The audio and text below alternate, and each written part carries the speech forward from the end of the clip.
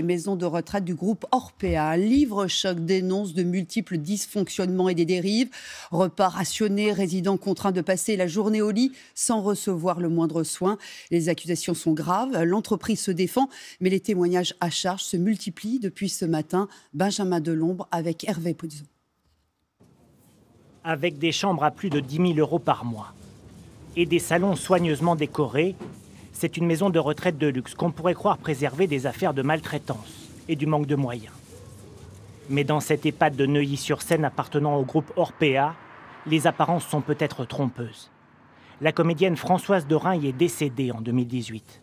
Pour sa fille, l'établissement serait responsable de l'absence de soins d'une escarre qui aurait provoqué une septicémie, puis son décès.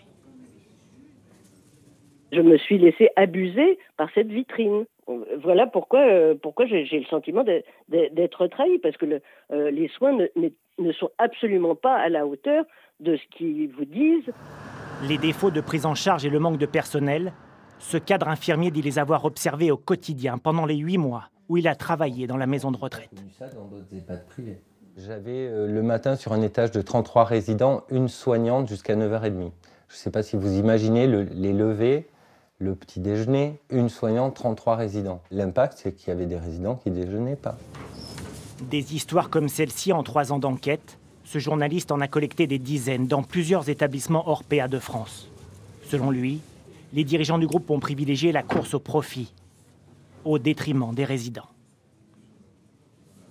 Il y a des directeurs qui m'ont raconté que le groupe Orpea avait industrialisé la prise en charge des personnes âgées. En fonction de la pathologie d'un résident, de son âge, l'application allait décider le nombre de changes qu'ils allaient pouvoir lui allouer et le type de change, et qu'ils n'avaient aucune marge de manœuvre.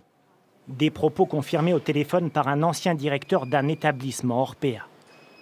Pour les repas, tout est basé sur le coût de revenus journaliers. C'est 6 ou 7 € par jour et par résident, peu importe que le résident paye 3 000 ou 4 000 €.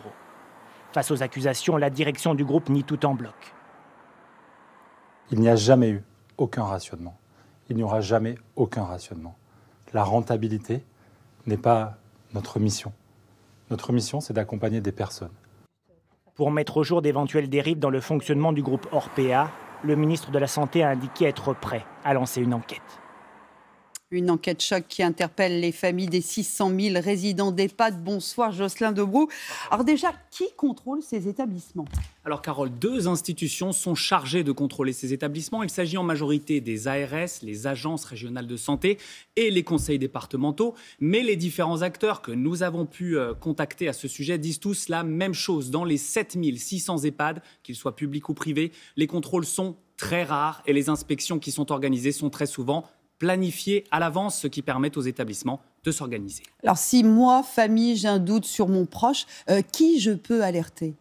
Alors, la défenseure des droits que nous avons pu contacter conseille en premier lieu la conciliation, demander un entretien avec la direction pour tenter de discuter et voir s'il s'agit d'actes isolés. Dans le cas contraire, un seul numéro de téléphone, celui du défenseur des droits, le 09 69 39 00 00, pour signaler des abus. Et si les faits constatés sont encore plus graves, vous pouvez décider de porter plainte. Et justement, la défenseure des droits, est-ce qu'elle est saisie fréquemment ? Alors, sur les 6 dernières années, concrètement, 900 réclamations ont été recensées. Elles concernent dans leur immense majorité des soupçons de maltraitance et des privations de liberté. Ce qui est sûr, c'est que la crise sanitaire et leur huis clos imposés ont accéléré la défiance qui existait entre certains établissements et certaines familles, puisque les réclamations, toujours selon la défenseure des droits, se sont multipliées ces 2 dernières années. Merci beaucoup Jocelyn. Placer un proche en EHPAD, c'est une charge financière pour les familles. En déduisant les aides, elles doivent dépenser chaque mois en moyenne, regardez, 2 200 €. Des structures chères. Comment fonctionnent-elles ? Quel est leur modèle économique ? Certaines sont privées. Aujourd'hui, on a vu les actions d'Orpea et de Korian, les leaders du secteur, plonger en bourse. Sylvain Lequesne. Des EHPAD comme celui-ci, la France en compte 7 300. Ils peuvent accueillir près de 600 000 personnes âgées. Ces établissements ont différents statuts. Près de la moitié, 45%, sont publics, 31% associatifs et près d'un quart sont privés, à but lucratif. Des EHPAD privés qui facturent plus cher en moyenne pour les résidents, 90 € par jour contre 58 dans le public. Des tarifs plus importants dans le privé, mais un taux d'encadrement plus faible. Les personnels dénoncent régulièrement des sous-effectifs et une course à la rentabilité, comme dans cet EHPAD privé du Val d'Oise en grève depuis 23 jours. On nous demande qu'il y ait une seule infirmière qui soit en poste sur certaines périodes de la journée pour une infirmière pour 94 résidents. Ça nous pousse à la faute. Pourquoi de telles situations? Comment sont financés les EHPAD? L'État, avec les agences régionales de santé, paye l'essentiel du salaire des soignants. Les départements contribuent au financement des fournitures. Les familles règlent l'hébergement et les repas notamment. Pour cet ancien directeur d'un EHPAD privé, ce financement complexe est peu contrôlé. En 3 ans, j'ai été contrôlé 0 fois. Voilà, 0 fois. Le gouvernement finance à hauteur de 35%, mais ne demande pas en retour des garanties de qualité. Donc effectivement, il devrait y avoir des minimums, il devrait y avoir des contrôles. Les 2 principaux groupes d'EHPAD privés en France ont réalisé l'an passé plus de 200 millions d'euros de bénéfices. On est sorti d'une logique de service public pour aller vers une logique d'optimisation du capital investi. Les 2 groupes d'EHPAD privés sont cotés en bourse. Leur cours aujourd'hui a plongé. Il est à nouveau possible d'acheter de la fleur de chanvre contenant